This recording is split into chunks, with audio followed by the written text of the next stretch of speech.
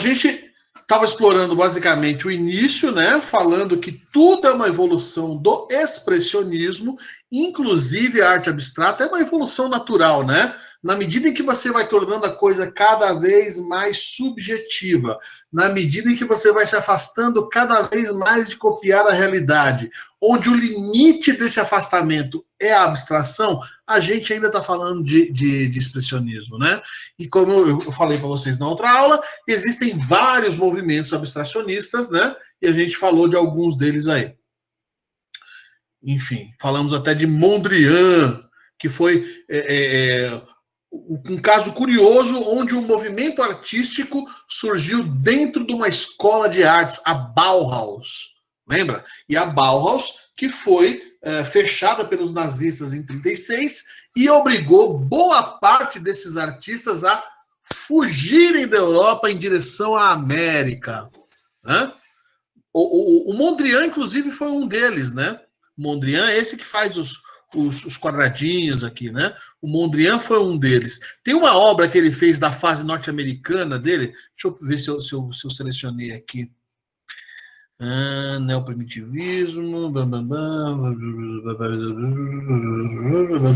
Nossa, eu abri todos e não abri a que precisava. Vamos lá, resgatar rapidinho. Se o computador deixar, né? Claro, se ele não deixar, aí realmente a gente não abre nada.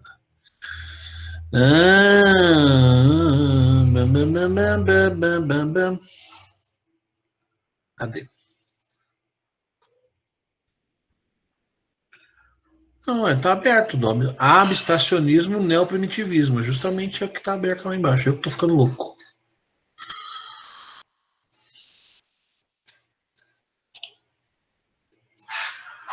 Então, por exemplo, desse povo que fugiu de lá da Europa e foi para a América, que dava aula na Bauhaus e tal, a gente destaca o Mondrian, né? Onde as suas obras aí seria uma simplificação do ambiente urbano, né? Olha essa imagem, recortei um pedaço onde só tem prédios. Se eu engrossar o contorno dos prédios e reduzir as cores a uma paleta menor, ó como vai se aproximando cada vez mais do trabalho do Mondrian. Então, o Mondrian ele começou do expressionismo com leves deformações e foi geometrizando e fragmentando.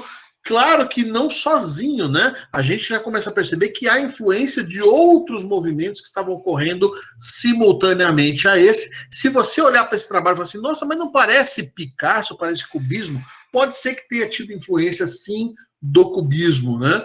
Na questão da fragmentação aqui do Mondrian, e o limite da fragmentação para ele e da simplificação foi justamente essas linhas retas aí, que invadiram tudo, né? Invadiram a moda, invadiram a decoração de ambientes, etc., né?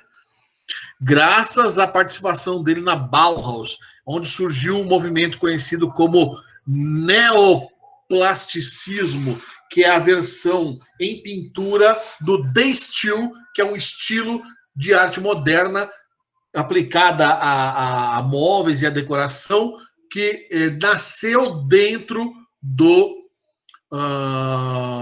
dentro da Bauhaus, né? Ó, aqui eu vejo, por exemplo, 2 quadros da fase americana do Mondrian, e é curioso como ele eliminou as linhas pretas e trabalhou mais as cores, porque ele foi para Manhattan, né? Ele foi lá para Nova York, né? E Nova York, a noite de Nova York conhecida pelos seus luminosos e tal, né? Aquela coisa da Times Square, etc., né? Então você vê que é um quadro que representa a cidade, mas é uma cidade muito mais vibrante, muito mais luminosa, né? Uma outra curiosidade, ele pintava, assim como vários pintores abstratos, a partir de música, né? Então, como eu disse para vocês, a abstração é sempre parte de algo concreto. Às vezes é uma simplificação de formas que existem, como o exemplo das árvores que eu mostrei para vocês aqui atrás, né? Ó, tudo é árvore. A última a gente tem dificuldade de saber que é árvore, mas quando a gente vê na sequência os quadros do Mondrian, a gente começa a entender o lance da simplificação, né? Então, partiu da árvore. Mesmo essa macieira em flor, que não parece uma macieira, ela tem o seu pé na realidade. Boa parte da abstração parte da realidade, né? E às vezes esse pé, esse contato com a realidade não é algo visível, não é algo palpável, é uma lembrança, é uma memória, é uma emoção provocada por uma música, por exemplo. E como eu estava dizendo, vários deles curtiam música, né? A gente tem o Kandinsky, que ouvia bastante Wagner que a gente já aprendeu lá no romantismo, né? O da Cavalgada das Valquírias, então ele era o músico predileto de Kandinsky, né? Ele ouvia muito Wagner enquanto pintava, então as suas obras são mais épicas, né, em termos de inspiração musical.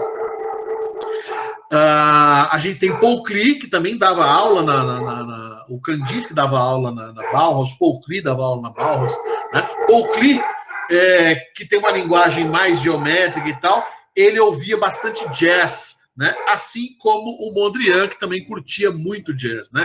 E esse povo, quando se mandou para os Estados Unidos, que é o país do jazz, né, ficou deslumbrado. A gente vê aqui, por exemplo, o reflexo da influência do jazz na pintura, nesse segundo quadro chamado Broadway Boogie Woogie. Broadway, a gente já pensa lá, né, nos grandes teatros, nos espetáculos, etc.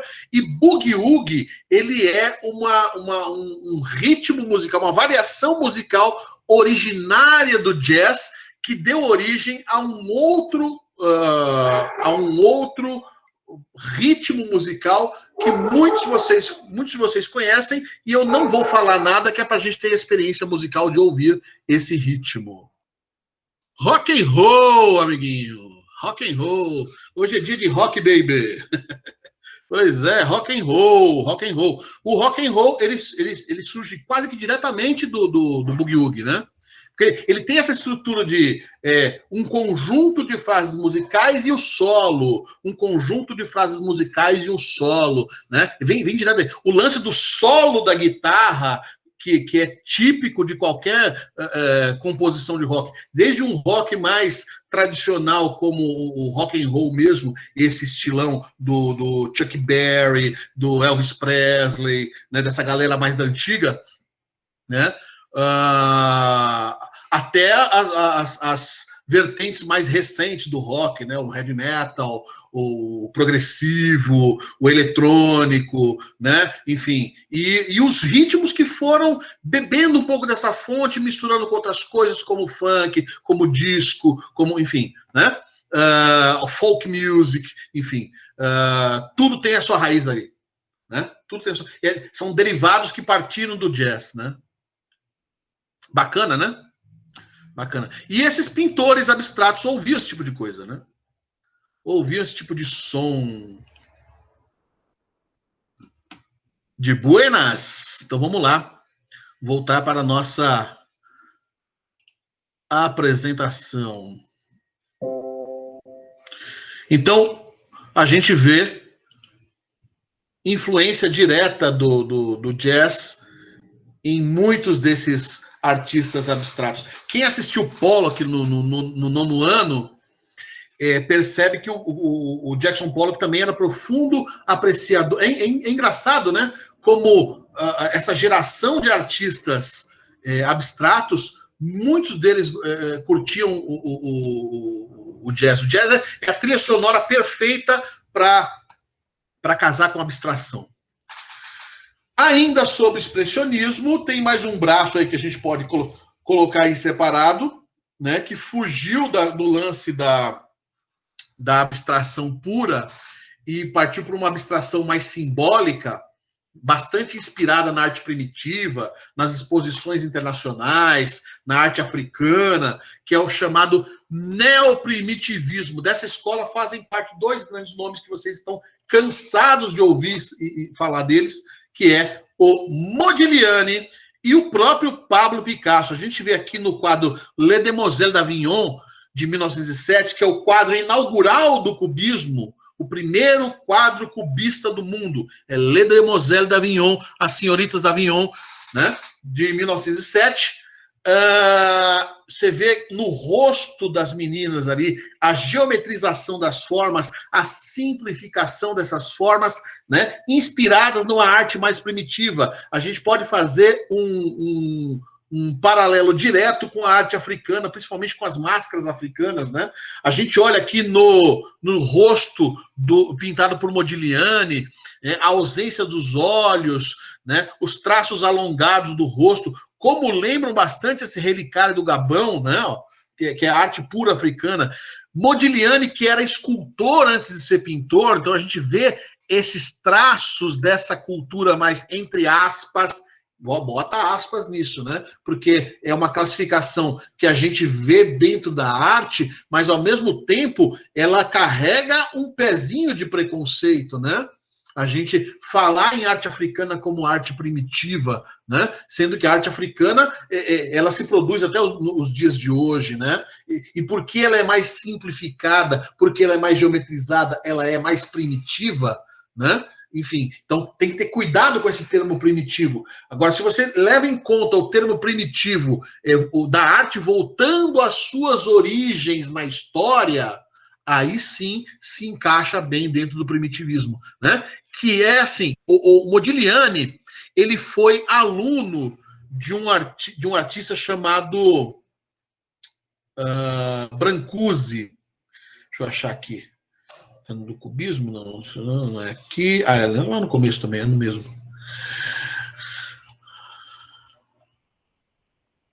Ó, Constantin Brancusi. Né, ele foi professor do Modigliani, né, de escultura, né? Ele é um cara, ó, aqui é tempo dele de jovem, aquele já mais envelhecido, né? Olha ele trabalhando no estúdio dele, cortando pedras, etc., né? Fazia esculturas enormes, esculturas pequenas. É um trabalho braçal, né? O trabalho do escultor é um trabalho braçal. Ó, a gente vê que ele partiu do acadêmico para o moderno, né? Ele fazia coisas que lembravam o real e foi eliminando detalhes e geometrizando as formas, inspirado no quê? Inspirado na arte primitiva. Olha aqui, ó. A gente tem uma série de Vênus, são tudo imagens de mulheres feitas em diversas épocas da pré-história, desde as origens, passando pelo período dos metais, e aqui a gente se aproximando mais no finalzinho, até as figuras egípcias, as figuras da Mesopotâmia, também com esse quê de simplificação e geometrismo, né? Que se a gente pegar uma estátua como essa, pré-histórica, e colocar numa galeria de arte moderníssima do dia de hoje, você vai ficar em dúvida se a coisa realmente é pré-histórica ou não, né? Mas tudo isso graças a essa geração de artistas que começou lá com Constantin Brancusi, né? Fugir da arte acadêmica e se inspirar e resgatar essa linguagem geométrica e simplificada da pré-história, né? Claro que a gente encontra muitos elementos dessa geometrização e simplificação na arte africana que se faz até nos dias de hoje, né? Então, quando a gente menciona arte primitiva, tem que ter muito cuidado, porque a linha entre informação relevante e preconceito, ela é muito tênue, né? Então tem que ter muito cuidado com isso. Não é primitiva porque é africana, né? Mas porque a linguagem visual da simplificação, da geometrização, da eliminação dos detalhes, da estilização, se inspira em traços da nossa arte primitiva, né? E lembra que quanto mais antiga, era mais realista. A arte no período paleolítico, a representação do animal era mais fiel à realidade do que a representação do animal no Neolítico. No Neolítico ela é muito mais simbólica, né? E a gente vê, então, esse simbolismo, essa geometrização aparecer novamente na arte moderna a partir de Brancusi, né? Aqui está claro que se trata de um busto, né? A gente vê a boca, a gente vê o nariz, a gente vê a sugestão de olhos. Agora fica mais difícil da gente entender quando vê coisas assim, né? Desse jeito. Querido professor, que é isso? Você está mostrando uma arte que parece um pênis. Não, não é um pênis, amiguinho. Isso aqui é um busto. Ó, isso aqui é uma cabeça, pescoço, ombros, tem até o bracinho aqui, ó, tá vendo? A mãozinha aqui, ó, dedos, braço. Tá numa pose meio princesa Disney, manja, aquela coisa assim meio, né? Princesa Disney, tá? Só que é uma princesa Disney geometrizada, tá? Aí você olha para uma arte como aquela e fala assim, credo, que horror! Não, amiguinho, isso é mente poluída sua. Aquilo é um busto. Aquilo é um busto. E eu não tô zoando com a sua cara. Tô falando a verdade para você. Acredite em mim. Beleza? Então, ó, aqui eu tenho 2 bustos femininos, inclusive, diria eu. Ok? Muito embora pareça mais um falo, mas é feminino. Tá? As 2 imagens aqui. Beleza? Então, ó, você vê que a geometrização dele lembra demais essa arte pré-histórica. Quem foi aluno dele? Interessante. A gente falou já de Rodin, por exemplo. Rodin não foi aluno dele, né? Mas a gente vê aqui as 2 obras que têm o mesmo nome. Né? O Beijo, do Rodin, que tem ainda bastante influência acadêmica, e o Beijo, do Brancusi, que é totalmente moderno, né? Você vê que a imagem ela é simplificada, ela é geometrizada, né? E ele fez tantas versões do Beijo, o Brancusi, cada vez mais geometrizando e simplificando, que os detalhes foram sendo eliminados aos pouquinhos, né? Até que a gente chega aqui no Portal do Beijo, que fica num parque na România, né? Na Romênia, que é o país de origem do Brancusi, né? Essa forma estranha aqui, que também muita gente pode associar a um falo, não tem nada a ver. É um casal aqui, ó. É o homem e a mulher abraçados, se beijando. É o beijo aqui, né? Se a gente vê a sequência de imagens anteriores, né? A gente começa a entender. Realmente é um beijo. Por isso que essa obra se chama O Portal do Beijo, né? E aí vários artistas foram alunos de Brancusi. E a gente pode destacar dentre eles o Modigliani. Beleza? Modigliani. Mas a arte primitiva, ela influenciou não só a geração do Modigliani, como influenciou bastante o trabalho do Pablo Picasso, que tinha uma linguagem um pouco mais próxima do acadêmico. Aliás, a formação do Pablo Picasso é arte acadêmica. Tem desenhos dele super, mega naturalistas, bastante realistas mesmo, né? Principalmente no início da carreira dele. E aí ele vai abandonando isso, buscando essa geometrização, inspirado nos expressionistas geométricos, mas como ele se achava a última bolachinha do pacote, ele não podia ser simplesmente um expressionista, ele não podia ser simplesmente um abstracionista. Ele fez questão de inventar um movimento artístico só para ele. Não, eu não sou abstracionista, sou cubista. E ainda criou toda uma lógica de construção para essas figuras cubistas, né? Que é eliminar a profundidade, a exibição de múltiplas vistas simultâneas de um mesmo tema, né? Nessa imagem fracionada, e a geometrização das formas, simplificando tudo. A gente vê claramente aqui na Senhoritas Avignon, que é o primeiro quadro dele, a gente tem aqui, ó, essa moça que está com a mão na parede e o pé no chão, ela está em pé. Aí a gente acha que essas 2 moças que estão do lado dela estão em pé. Não, elas não estão em pé. Ó o pezinho dela dobrado aqui, ela está voando. É uma mulher voadora agora. Não, elas estão deitadas sobre uma cama. Tem até os lençóis brancos aqui embaixo dela. Elas estão deitadas. Então, no mesmo ambiente em que essa moça está em pé, encostada na parede, tem uma cama aqui no meio.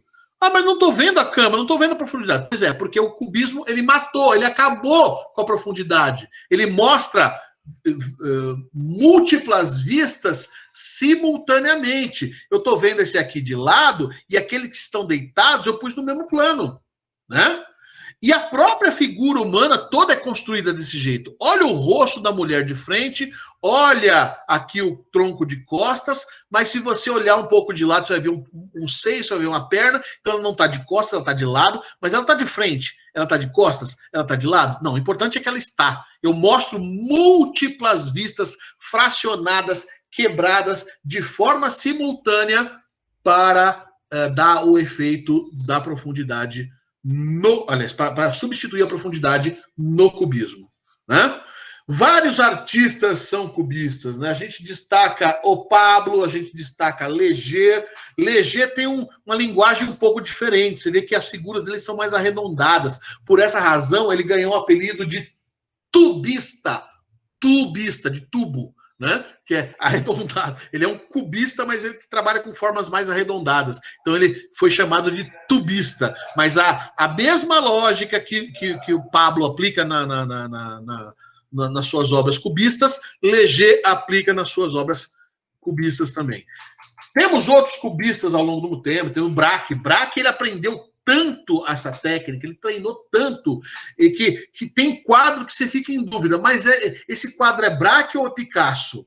Porque ficou muito parecido o estilo dos dois. A escolha das cores, a maneira como fracionava as imagens e tal. Então, são os dois grandes nomes do cubismo. Pablo Picasso e Braque. O cubismo tem basicamente duas fases. A fase analítica, que é essa mais abstratona, está toda quebrada, a gente não consegue identificar o que está aqui dentro, muito embora o quadro se chame O Homem com o Bandolim. Tá vendo o homem?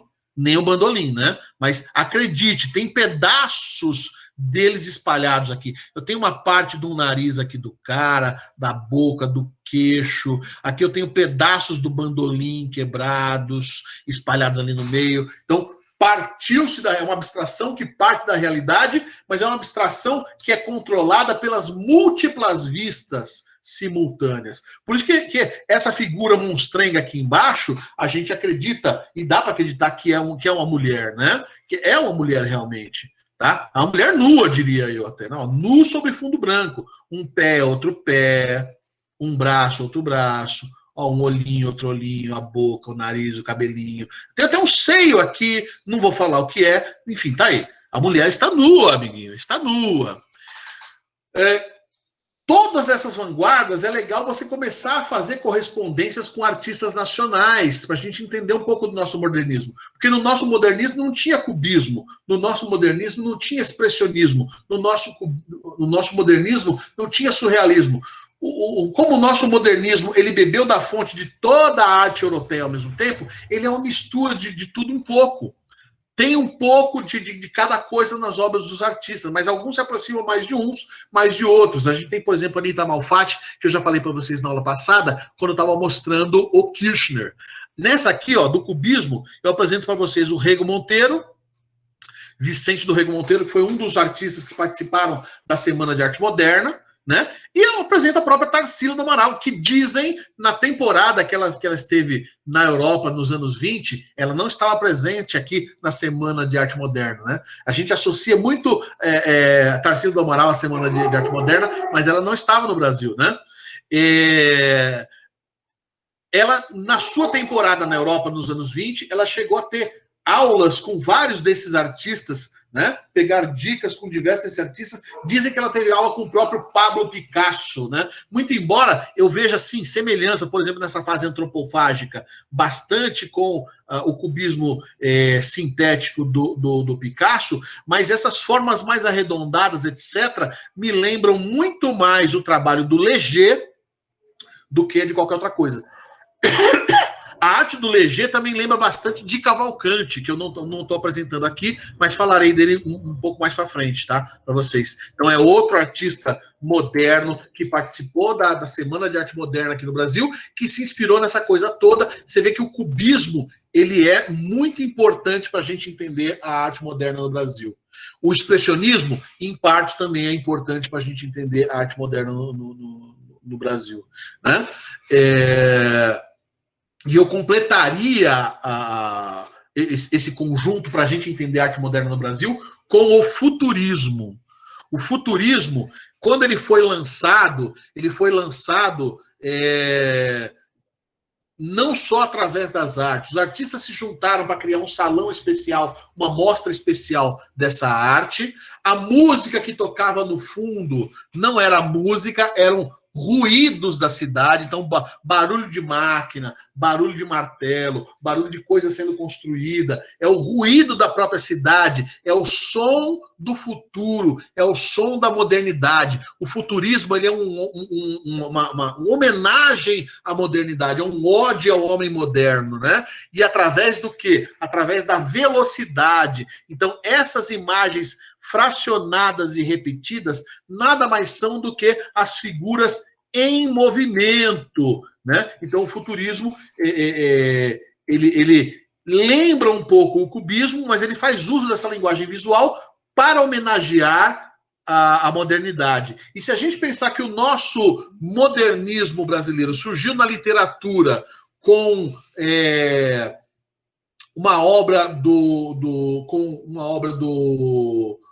Mário de Andrade, por exemplo, chamada Pauliceia Desvairada. A Pauliceia Desvairada nada mais é do que um conjunto de poemas falando sobre essa cidade louca, esse modernismo maluco que transformou São Paulo, que era uma cidadezinha do interior, numa cidade moderna, né? Então é uma homenagem à loucura que é essa modernidade, né?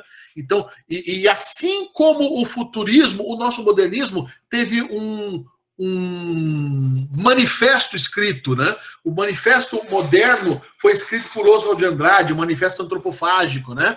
E esse nome antropofagia vem do quê? Da gente comer o inimigo, né? Mas comer no sentido de alimentar-se, né?